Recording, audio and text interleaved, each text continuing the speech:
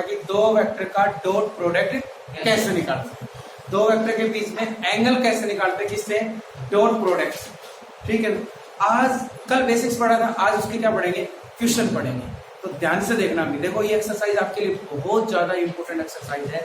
Star डाल के निशान लगा लेना, इस एक्सरसाइज में 101% 4 नंबर का क्वेश्चन है। और अब तक जितनी वेक्टर की एक्सरसाइज पढ़ी उनमें सबसे आसान एक्सरसाइज यही है, डॉट प्रोडक्ट। ठीक है, हाँ, डॉट प्रोडक्ट से क्वेश्चन आए। तो हम पहला क्वेश्चन करते हैं। पहले क्वेश्चन में क्या दे रखा है, एक वेक्टर ए दे रखा है आपको, जो क्या दे रखा है, आई कैप प्लस 2 जे कैप प्लस 3 के कैप। और एक वेक्टर आपको बी दे रखा है, क्या दे रखा है, 2 I cap plus 4 J cap minus के कैप। और एक वेक्टर आपको सी दे रखा है, क्या दे रखा है, 2 जे कैप प्लस के कैप। ठीक है, बहुत सारी चीजें इसमें पूछ रखी है।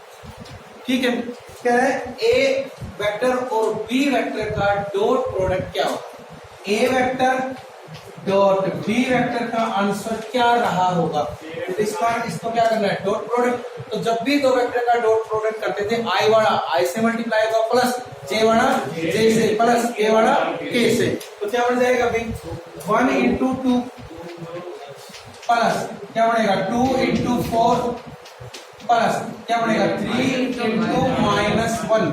तो कितना बढ़ गया अभी, 2 प्लस 8 माइनस 3, कितना आ गया अभी 7। क्या बेटे बात दोबारा बताऊं या समझ में आ गई। ए वेक्टर और बी वेक्टर के डॉट प्रोडक्ट का आंसर कितना आएगा, 7। इसीलिए इसको स्केलर प्रोडक्ट बोलते हैं, क्योंकि इसका आंसर क्या आता है, स्केलर क्वांटिटी आता है। ठीक बात है।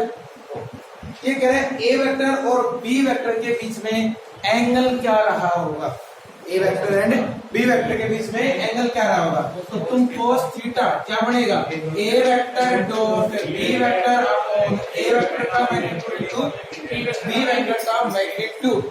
ठीक है, A vector dot B vector तो आपने पहले निकाल लिया, कितना आता है 7 अपॉन वेक्टर ए का मैग्नीट्यूड करोगे तो 1 plus 4 plus 9 into B vector का मैग्नीट्यूड करोगे कितना है अभी 4 प्लस 16 प्लस 1। तो कितना बढ़ गया अभी 7 अपॉन रूट कितना बढ़ेगा ये 14 और ये रूट कितना बढ़ेगा 21। ठीक है, आगे भी सोल्व करोगे तो 7 अपॉन, इसको मैं क्या लिख सकता हूँ 2, इन दोनों मल्टीप्लाई कर लो आपस में, एक साथ रूट लगा दो।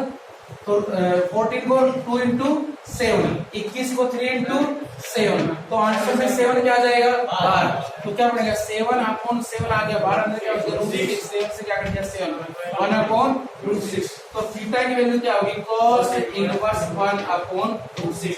ये एंगल दोनों वेक्टर के बीच का क्या है, एंगल है। क्या ये बात समझ में आ गई, कैलकुलेशन समझ में आ गई कैसे दिए।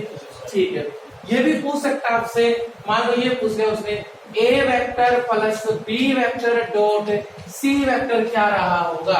तो पहले क्या निकालोगे, A vector plus B vector. A vector plus B vector का मतलब क्या रहा, ए को बी से क्या करना है, ऐड। तो आई वाला आई में ऐड होगा, जे वाला जे में, के वाला के में। तो बेटे क्या बन जाएगा 3 आई कैप प्लस 6 जे कैप प्लस 2 के कैप। अब इस जो आंसर आया उसका डॉट प्रोडक्ट किससे क्या करना है, सी वेक्टर के साथ करना है।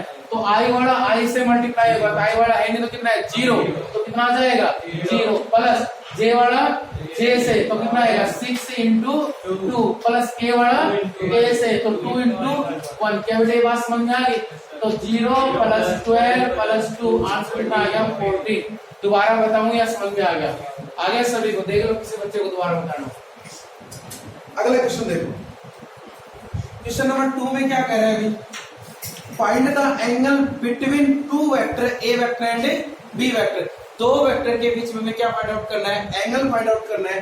जबकि कह रहा है ए वेक्टर का जो मैग्नीट्यूड है वो कितना दे रखा है √3 और बी वेक्टर का जो मैग्नीट्यूड है वो कितना दे रखा है 2। और कह रहा है A vector dot B vector का जो डॉट प्रोडक्ट है वो कितना दे रखा है √6। इसमें तो कुछ करना ही नहीं, सब कुछ आपको दे दिया। कह रहा है cos थीटा निकालो, मतलब एंगल निकालो, थीटा की वैल्यू निकालनी है। तो क्या पड़ेगा A vector dot B vector upon A vector का मैग्नीट्यूड इनटू बी वेक्टर का magnitude. A vector dot B vector कितना आएगा √6 अपॉन ए वेक्टर का मैग्नीट्यूड कितना होगा √3, बी वेक्टर का मैग्नीट्यूड कितना हो गया 2, √6 को √3 इंटू √2 लिख सकता हूँ। ये दोनों क्या हो गए कैंसिल, तो ये कितना आ जाएगा 1/√2। तो तुम बताओ cos theta equal to 1/√2, theta कितना हो गया 5/4। दोबारा बताऊं या समझ में आ गया? आगे पक्की बात है? ओके शाबाश। अगला क्वेश्चन देखो, अगले क्वेश्चन में क्या कह रहा है, सिंपल सा क्वेश्चन है। अभी क्या कह रहा है, cosine of the acute angle between two vector, दो वेक्टर के बीच में cos थीटा ही निकालना है, एंगल नहीं, cos ऑफ थीटा निकालना है। cos थीटा निकालना है, कोसाइन ऑफ एंगल का मतलब cos ऑफ दोनों वेक्टर के बीच का एंगल जिसको आप थीटा मानो, क्या निकालना पड़ेगा cos थीटा। तब जब कह रहा है ए वेक्टर आपको कितना दे रखा है, आई कैप प्लस 2 जे कैप माइनस के कैप, बी वेक्टर आपको कितना दे रखा है आई कैप माइनस जे कैप प्लस के कैप। क्या बेटे ये बात आपको दोबारा बताऊं या समझ में आ गई? आगे ठीक है, तो क्या बनेगा, ए वेक्टर और बी वेक्टर के बीच में cos थीटा निकालना है। तो cos थीटा क्या बनता है, A vector dot B vector upon A vector का मैग्नीट्यूड इनटू बी वेक्टर का मैग्नीट्यूड।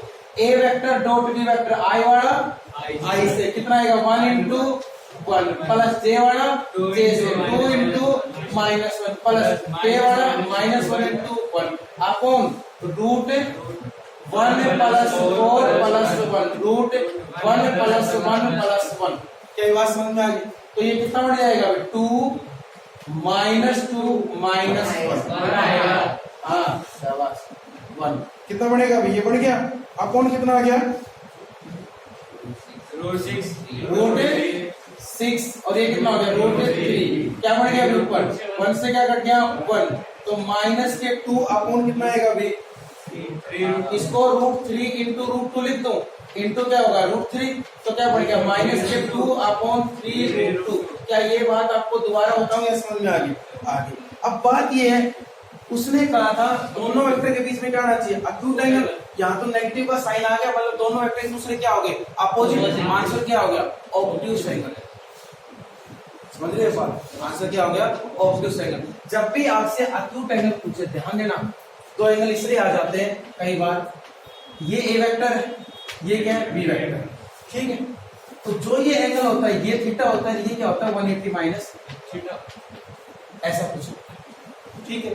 तो जब भी आपका एक्यूट एंगल आंसर पूछे और नेगेटिव वैल्यूज को पॉजिटिव बना लो, क्या लगा दो उस पे मोड लगा दो, तो आपके पास ये आंसर आ जाएगा। ये अपने आप फाइंड आउट हो जाता है 180 माइनस थीटा। इसलिए आपको याद है जब दो लाइनों के बीच में थीटा निकला, tan theta equal to m1 minus m2, याद आया 1 प्लस m1 m2, तो उसमें भी यही चक्कर होता है, उसमें दो लाइन होते हैं या तो क्या है वेक्टर। आगे बात समझ, इसलिए मोड लगा देते हैं। जब एक्यूट एंगल पूछता है आंसर नेगेटिव में नहीं आना चाहिए था, तो only cos theta acute angle की बात करेंगे तो 2/3 क्या कहते हैं, ये बात समझ में आ गई आपको या दोबारा बताऊं? हाँ भी अगला क्वेश्चन देखो, तीनों क्वेश्चन समझ में आ गए? अगला करवाए, ठीक, आसान है भी एक्सरसाइज। अगला क्वेश्चन देखो भाई, इसमें देखे कि भाई दुगला हो जाए।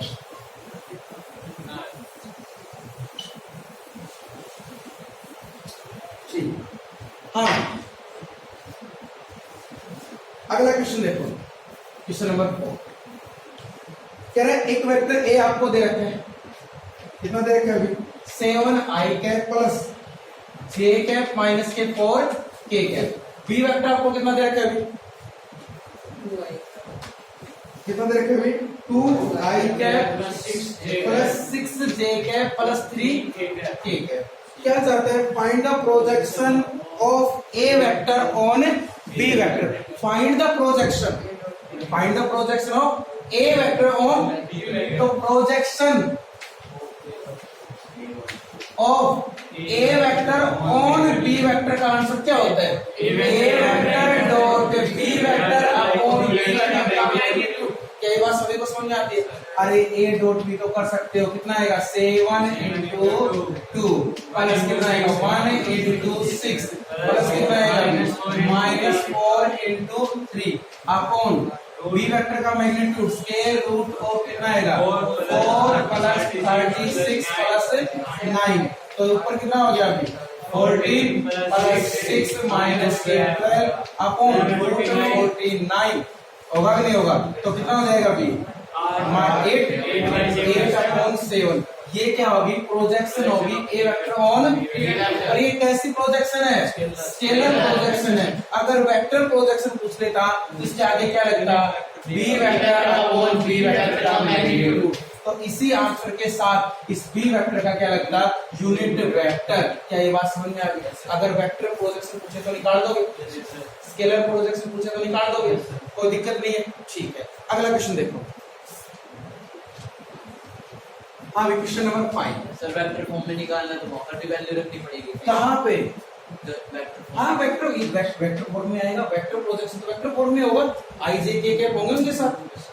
स्केलर प्रोजेक्शन में आंसर एक स्केलर क्वांटिटी होगा। ठीक है।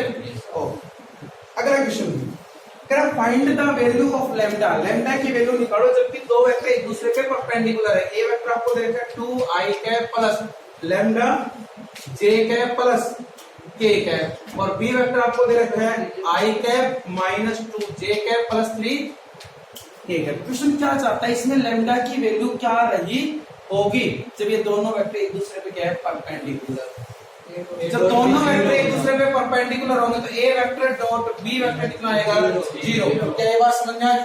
तो डॉट प्रोडक्ट करो, क्या आएगा? 2 into 1 plus lambda into minus 2 plus 1 into 3 equal to क्या हो गया? 0। तो 2 minus 2 लैम्डा प्लस 3 इक्वल टू 0।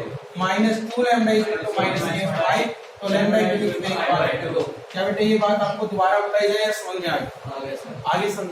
ये भी कह देता लैम्डा की वैल्यू क्या होगी जबकि ये दोनों वेक्टर एक दूसरे के साथ क्या है? पैरेलल। तो क्या करते?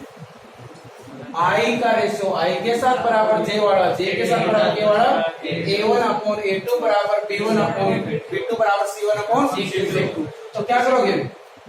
2 अपॉन 1 बराबर लैम्डा अपॉन माइनस 2 बराबर 1 अपॉन 3। किसी भी एक इक्वेशन को सोल्व कर लो, वहां से किसकी वैल्यू मिलेगी आपको? लैम्डा की। क्या समझ में आया कि नहीं? Question number 6। अगला क्वेश्चन आ गया। कह रहे ए की वैल्यू क्या होगी? एक वेक्टर ए दे रखा है, यहां से क्वेश्चन पूछे जाते हैं कि परपेंडिकुलर और पैरेलल वाला।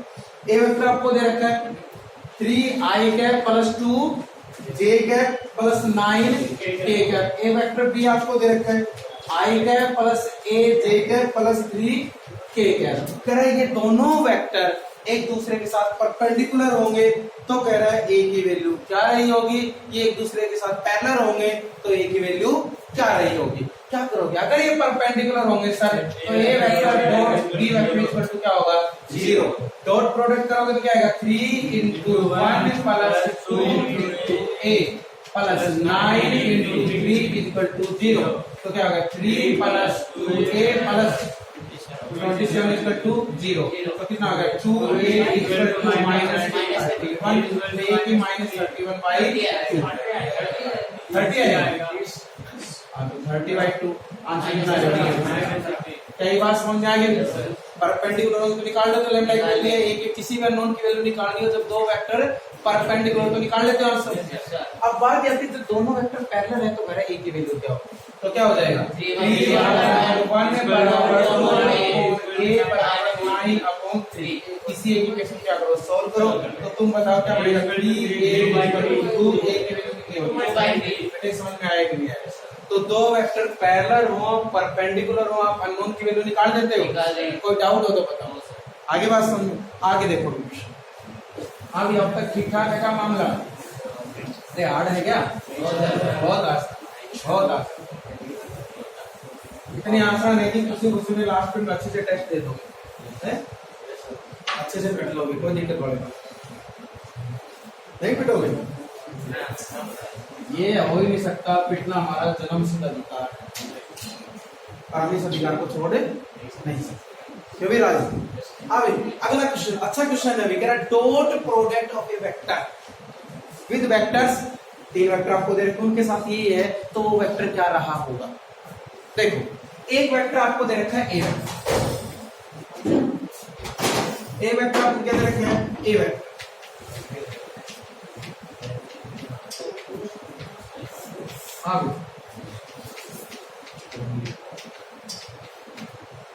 एक सी वेक्टर आपको दे रखा है आई cap plus j cap plus k cap, अभी मैंने लिख दिए, आप इनको संभाल लेना कि कैप नाम नहीं दे रखे थे, तो मैंने एक वेक्टर को ए वेक्टर माना जो इधर, एक वेक्टर को बी वेक्टर माना जो इधर, एक वेक्टर को सी वेक्टर माना जो इधर। एक वेक्टर क्या रहा होगा, एक वेक्टर क्या रहा होगा जब इनके साथ डॉट प्रोडक्ट करें तो आंसर 4 0 2 आया होगा, तो वो वेक्टर फाइंड आउट करें। क्या वो वेक्टर आपके पास है? नहीं है, वेक्टर है नहीं, वो तो फाइंड आउट करना है। जो वेक्टर आपके पास नहीं तो क्या करोगे? कंसीडर करोगे। तो कंसीडर किया तो लेट इसको मान लिया आर वेक्टर, तो क्या मान लिया? X i cap plus y plus z a cap. अब इसका मतलब हमें किसकी वैल्यू निकालनी पड़ेगी? X y z. पर क्वेश्चन में क्या दे रखा है कि आर वेक्टर का डॉट प्रोडक्ट ए वेक्टर के साथ करोगे तो आंसर कितना आएगा? 4। आप करके देखो ना अपना कितना आता है। अरे आर का ए का डॉट प्रोडक्ट करो कितना आएगा? X minus y plus z equal to 4। क्या बेटे समझ में आ गई बात? Yes sir. दूसरी बार में क्या करें? आर वेक्टर का बी वेक्टर के साथ डॉट प्रोडक्ट करो कितना आएगा? 0। बी के साथ करो डॉट प्रोडक्ट कितना आएगा? 2x plus y minus z equal to 0। मैं डायरेक्ट डॉट प्रोडक्ट लिख रहा हूँ, समझ में तो आ रही है ना बात? कह रहा है आर वेक्टर का सी वेक्टर के साथ डॉट प्रोडक्ट कितना दे रखा है? 2। तो आर वेक्टर का है ये रहा, सी वेक्टर रखा हो x plus y plus z. कितनी इक्वेशन? कितने अननोन? 3। आसानी से क्या हो जाएंगे? सोल्व। आप बात है सर सोल्व कैसे करें? तो ध्यान रखना 2-3 क्वेश्चनों में एक बार पहले को दूसरी माइनस करो, दूसरे को एक वेरिएबल खत्म कर दो, चाहे x कर दो चाहे y, चाहे तो बचेंगे वही किसमें? या तो एक्स वाई बचेंगे या वाई जेड में या जेड। और 2 इक्वेशन 2 वेरिएबल बड़ी आसानी से सोल्व करना सीखा था 10th क्लास में। क्या आगे बात समझ में? तो पहले इन दोनों इक्वेशनों को देखो ध्यान से। अरे 1 और 3rd को ले लेगा तो करनी तो दोनों को पड़ेगी, समझ ले क्या कह रहा हूँ। इन दोनों में तो तू क्या y को खत्म कर देगा, आंसर x और y में आएगा, तो इन दोनों से तो खत्म करना पड़ेगा। आ रही कि नहीं आ रही बात समझ में? तुझे पहली दूसरी कर दे, पहली तीसरी कर दे, वो कोई फर्क नहीं पड़ता क्वेश्चन पे, सोल्व करना सीख ले। ठीक है, इन दोनों को सोल्व करते हैं मान। तो क्या खत्म करना चाहते हो, एक्स या वाई? जो आपको अच्छा लगे वो खत्म करो, और आसानी से जो खत्म हो खत्म करो वाई। तो दोनों क्या करना पड़ेगा? ऐड करेंगे तो देखो भी x minus y plus z equal to 4, और यहाँ क्या हो गया? 2x plus y minus 3z equal to 0। ये दोनों क्या हो गए? कैंसिल। तो 3x minus 2z equal to 4। क्या ये बात समझ में आएगी? नहीं क्वेश्चन आ गया आपके पास। ऐसे इन दोनों में कर लो चाहे इन दोनों में, आपकी मर्जी। बोलो कौन सी करोगे?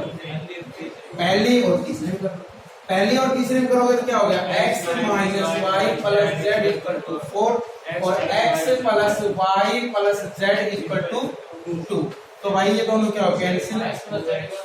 2x plus 2z equal to कितना हो गया? 6। तो x plus z equal to कितना हो गया? 3। ये क्वेश्चन नंबर क्या हो गया? 5। अब क्या ये दोनों को आसानी से सोल्व नहीं कर सकते? इसको कितने से मल्टीप्लाई कर दो? या तो 2 से या 3 से। एक वेरिएबल के कोएफिशिएंट बराबर करोगे तो किससे कर दो? 2 से। तो 3 है, 2 से कर लो। चलो 2 से करोगे क्या होगा? 2x plus 2z equal to 6, और ये क्या होगी? 3x minus 2z equal to 4। ये दोनों क्या हो गए? कैंसिल। कितना आ गया? 5x equal to 10। x की वैल्यू कितनी आएगी? 2। x की वैल्यू वापस रखो किसकी आएगी? z की। x और z की वापस किसी भी केस में रखो किसकी आ गई? y की। बताओ क्या सोल्व करने आ गया आपको? x y z आ गया, तो आपके पास कौन सा वेक्टर आ जाएगा? r vector. यही हमें चाहिए। क्या क्वेश्चन दोबारा बताऊं या समझ में आ गया? ये क्वेश्चन पहले पूछा गया बोर्ड में एग्जाम, क्या इसको दोबारा बताऊं या समझ में आ गया? आगे सुन। अगला क्वेश्चन देखो। अगला क्वेश्चन क्या दे रखा है? अच्छा क्वेश्चन है अगला क्वेश्चन, बहुत अच्छा क्वेश्चन है। क्या दे रखा है? Scalar product of A vector. एक वेक्टर दे रखा है तो उस वेक्टर को ए वेक्टर मान ले। क्या बन जाएगा अभी वो वेक्टर? आई cap plus j cap plus k cap. ये आपको दे रखा है तो उसको मैंने क्या मान लिया? वेक्टर ए मान लिया। नाम से लिख लेते तो कैलकुलेशन करने में गलती नहीं होती, समझ में आता है ये चीज काम करने में। तो ए वेक्टर मैंने मान लिया i cap plus j cap plus k cap. Scalar product of this vector and a unit vector along the sum of two other vector. तो 2 वेक्टर और दे रखे, एक को क्या मान लो? B vector 2 I cap plus 4 J cap minus के 5 के cap, और एक को मान लो सी। क्या दे रखा है अभी?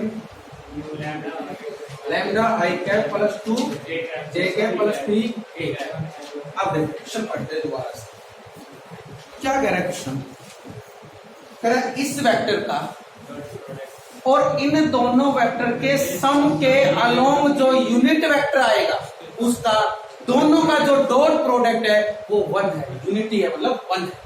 तो कह रहा है लैम्डा की वैल्यू क्या है, इसका मतलब इसके साथ इन दोनों के सम के अलोंग जो यूनिट वेक्टर आएगा उसका क्या चाहिए, डॉट प्रोडक्ट चाहिए। तो पहले यूनिट वेक्टर तो निकाल लो, पहले यूनिट वेक्टर तो निकाल लो। तो यूनिट वेक्टर किसके अलोंग निकालना है, दोनों के सम के अलोंग। तो पहले दोनों का क्या करना पड़ेगा, सम। तो बी वेक्टर प्लस सी वेक्टर क्या आएगा अभी, 2 plus lambda i cap plus 6 J cap minus k 2 A cap. क्या ये बात आपको समझ में आ गई या दोबारा बताऊं?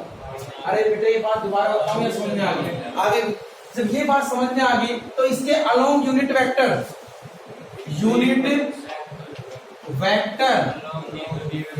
अलोंग बी वेक्टर प्लस सी वेक्टर क्या बनेगा, बी वेक्टर प्लस सी vector upon B vector plus सी वेक्टर का मैग्नीट्यूड। क्या बेटे समझ में आ गई बात? ऐसा करेंगे तो बी वेक्टर प्लस सी वेक्टर क्या है, 2 plus lambda i cap plus 6 J cap minus k 2 k cap upon square root of 2 plus lambda का होल स्क्वायर प्लस 36 प्लस के क्या होगा अभी 4। क्या बेटे ये बात समझ में आ गई या दोबारा कह रहा इसका और इसका डॉट प्रोडक्ट, इसका और इसका डॉट प्रोडक्ट, इसका मतलब ए वेक्टर डॉट बी प्लस सी का यूनिट वेक्टर का डॉट प्रोडक्ट आंसर में कितना देता है 1। तो तुम बताओ ए वेक्टर का इसके साथ डॉट प्रोडक्ट करोगे तो क्या आएगा, आई वाला आई से, ये तो कांस्टेंट क्वांटिटी नीचे वाले तो आई वाला आई से, तो क्या बनेगा 2 प्लस लैम्डा जे वाला जे से प्लस 6 के वाला के से माइनस कितना आएगा 2 अपॉन जो है quantity constant quantity y 2 plus lambda का whole square plus 40 equal to कितना हो गया 1। क्या तुम बताओ क्रॉस मल्टीप्लिकेशन करके दोनों साइड स्क्वायर करके क्या लैम्डा की वैल्यू नहीं निकाल सकेगा? अरे ये तो बन गया, एक और बन गया, फिर क्या बन जाएगा लैम्डा प्लस 6। अरे बेटे क्या बनेगा, ये लैम्डा प्लस 6 का 6 upon square root of 2 plus lambda plus क्या बनेगा 40 इक्वल टू क्या है 1। तो बताओ क्या क्रॉस मल्टीप्लिकेशन करके लैम्डा की वैल्यू नहीं निकाल सकते? निकाल लोगे। क्या ये क्वेश्चन आपको दोबारा बताऊं क्या समझ में आएगा? इंपॉर्टेंट क्वेश्चन है। क्या कह रहा था, एक वेक्टर है आपके पास तो मैंने उसको क्या मान लिया ए वेक्टर, और कह रहा उस वेक्टर का और इन दोनों की डायरेक्शन में जो यूनिट वेक्टर आएगा उसका डॉट प्रोडक्ट। तो पहले यूनिट वेक्टर अपने पास होना चाहिए। तो a प्लस b के सम के अलोंग यूनिट वेक्टर कैसे निकालते हैं, पहले सम का वेक्टर आना चाहिए। तो इन दोनों के सम के अलोंग पूछा था तो पहले दोनों वेक्टर का क्या किया सम, और उसके अलोंग यूनिट वेक्टर निकालने का ये आपका क्या होगा फॉर्मूला। तो ये आपका क्या आ गया यूनिट वेक्टर। तो इसका और ए वेक्टर का डॉट प्रोडक्ट, तो देखो ये तो कांस्टेंट क्वांटिटी है, बाहर रहती है तो अपने आप, और आई वाला आई से मल्टीप्लाई जे वाला जे से के वाला इक्वल टू किसके बराबर था 1 के। तो इसकी कैलकुलेशन करो, क्रॉस मल्टीप्लिकेशन करो, दोनों साइड स्क्वायर करो, आपके पास किसकी वैल्यू आएगी लैम्डा की। क्या समझ में आया कि नहीं आया? आ गया। किसी बच्चे को डाउट हो तो दोबारा बताऊं, अब अरे किसी बच्चे को डाउट है तो दोबारा बताऊं, आ गया समझ में? शाबाश। अगला देखो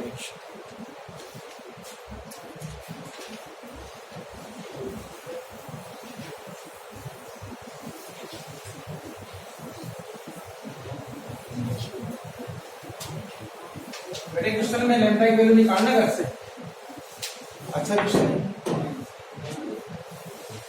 अगला क्वेश्चन देखो, आगे आगे क्वेश्चन नंबर 9।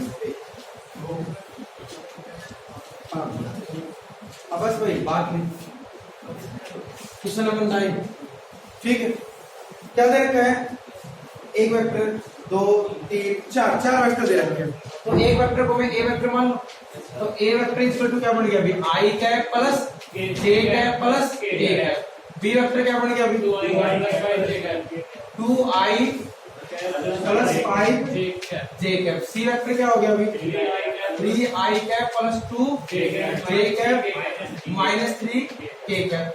डी वेक्टर क्या हो गया अभी आई कैप माइनस 6 जे कैप माइनस 6 के कैप। अब क्वेश्चन पढ़ते हैं, तसल्ली हो गया, लिख दिया। कह रहा है A vector B vector C vector D vector are the position vector of point A B and C. ये ए वेक्टर का, ए जो वेक्टर है ये ए पॉइंट का, बी जो वेक्टर आपने माना ये बी पॉइंट का, सी जो वेक्टर माना वो सी पॉइंट का, डी जो वेक्टर माना वो डी पॉइंट की क्या है पोजीशन वेक्टर। तो कह रहा है find the angle between straight line a B and c d. कहने का मतलब एक पॉइंट ए आ रहा होगा, तो कह रहा है जो स्ट्रेट लाइन ए बी बनेगी और जो सी डी बनेगी, कहीं सी डी बनी होगी, मान लो कैसे गया होगा ये सी डी, ठीक, अरे है या नहीं, तो मैंने इसकी डायरेक्शन थोड़ी देर ये मान ली ये वेक्टर बन गया। कह रहा है इन दोनों के बीच में एंगल क्या रहा होगा, क्वेश्चन ये कहना चाहता है, ठीक। तो सर एंगल तो दो वेक्टर के बीच में कभी नहीं करेंगे, सर ए बी वेक्टर होगा जब सी डी, हमारे पास वेक्टर नहीं है इस पॉइंट का, इस पॉइंट का, इस पॉइंट का, इस पॉइंट का, क्या है पोजीशन वेक्टर। आगे बात सुन, तो तुम बताओ ए बी वेक्टर क्या रहा होगा आपके पास, पोजीशन वेक्टर बी, जो आपने बी वेक्टर माना, minus position vector point A. क्या ये बात समझ में आ रही है? बी माइनस ए करो, आई में से आई वाला माइनस क्या बढ़ेगा आई कैप, जे में से जे वाला क्या बढ़ेगा और जे कैप और प्लस के। क्या ये बात समझ में आएगी? प्लस के या माइनस के? अरे वाह शाबाश, ठीक है। हाँ भी ऐसे ही सीडी वेक्टर, क्योंकि सीडी नाम दिया है डी सी डी है, सीडी, सीडी वेक्टर क्या होगा position vector B point minus C, D C में माइनस करो कितना बढ़ेगा minus 2 I cap minus 8 J cap plus 2। क्या ये बात सही है? करें दोनों बीच एंगल फाइंड आउट, तो अब एंगल फाइंड आउट करते। अरे क्या बनेगा cos theta A vector dot A B vector dot C D vector upon A B vector का मैग्नीट्यूड।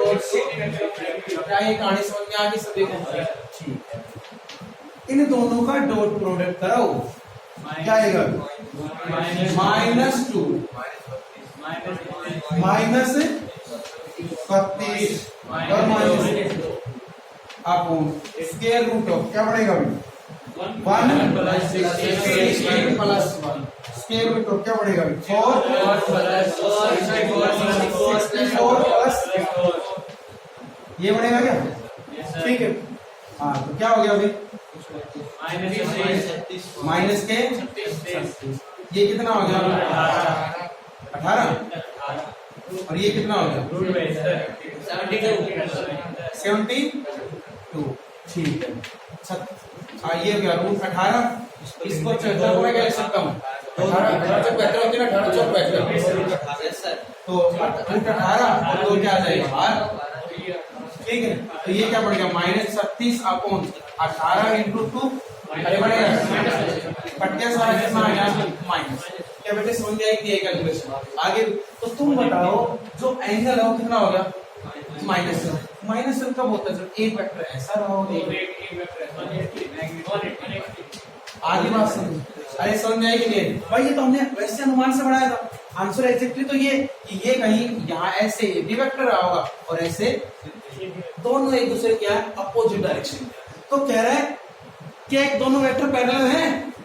पैरेलल तो है पर डायरेक्शन क्या है अपोजिट। समझ में आया या आगे सर दोबारा बताओ क्या समझ में आया? अगला क्वेश्चन, ठीक है, अरे अगला क्वेश्चन देखो बॉस में नहीं है।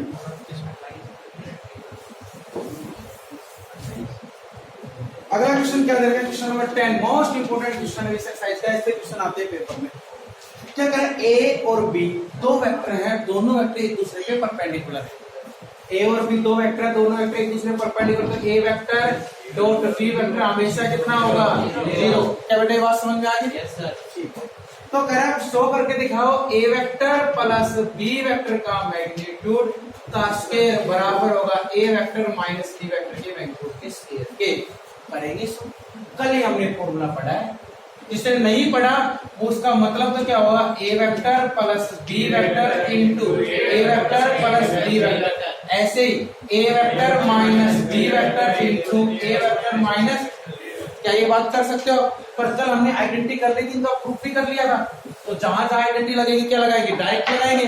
तो इसको मैं क्या लिखूंगा, ए वेक्टर के मैग्नीट्यूड का स्क्वायर प्लस बी वेक्टर के मैग्नीट्यूड का square plus 2 A vector dot बराबर ए वेक्टर के मैग्नीट्यूड का स्क्वायर प्लस बी वेक्टर के मैग्नीट्यूड का स्क्वायर माइनस ए वेक्टर डॉट, ये कितना होगा, ये कितना होगा, तो परपेंडिकुलर। तो इस साइड आंसर क्या आ गया, ए वेक्टर का स्क्वायर मैग्नीट्यूड का स्क्वायर प्लस बी वेक्टर के मैग्नीट्यूड का square equal to A vector के मैग्नीट्यूड का स्क्वायर प्लस, क्या ये बात समझ में आ गई। तो एलएचएस किसके बराबर होगी, पर आपको कभी ऐसे सोल्व, आप पहले क्या लोगे एलएचएस, तो बताओ ये एलएचएस होगी कि नहीं होगी आपकी, और इसका ये आंसर आएगा कि नहीं आएगा, फिर क्या लोगे आप आरएचएस, आरएचएस को सोल्व करो, बताओ ये आंसर आएगा कि नहीं आएगा, एलएचएस किसके बराबर होगी आरएचएस के, समझ में आएगा कि नहीं आएगा। हाँ भाई, अगला क्वेश्चन दे रखा है, अगला इसका पार्ट दे रखा है, कह रहा है A vector plus B vector का जो मैग्नीट्यूड है वो बराबर है A vector minus B vector के मैग्नीट्यूड के, तो प्रूव करो दोनों वेक्टर एक दूसरे पे परपेंडिकुलर होंगे। जब भी मैग्नीट्यूड बराबर दे दे, हमें क्वेश्चन सोल्व करना हो तो क्या लगाएंगे, स्केयर, बिना स्केयर हम काम ही नहीं कर पाएंगे। स्केयर लगाते ही हमारे पास आइडेंटिटी बढ़ जाती है और डायरेक्ट आंसर भी बढ़ जाता है। तो ऊपर वाली आइडेंटिटी लगाएंगे, क्या बनेगा, ए वेक्टर के मैग्नीट्यूड का स्क्वायर प्लस, ये चीज तो दे रखी है, दोनों साथ सॉल्व करनी पड़ेगी, plus 2 A vector dot equal to A vector के मैग्नीट्यूड का स्क्वायर प्लस बी वेक्टर के मैग्नीट्यूड का square minus 2 A vector dot B vector. आगे बात समझो, ये इससे कैंसिल, ये इससे कैंसिल, ये इस side 4 A vector dot B vector equal to 0, तो तुम बताओ A vector dot B vector equal to क्या है 0, तो दोनों वेक्टर एक दूसरे पे क्या हो गया परपेंडिकुलर। क्या इस टाइप का क्वेश्चन दोबारा बताऊं या समझ में आ गया, चलो।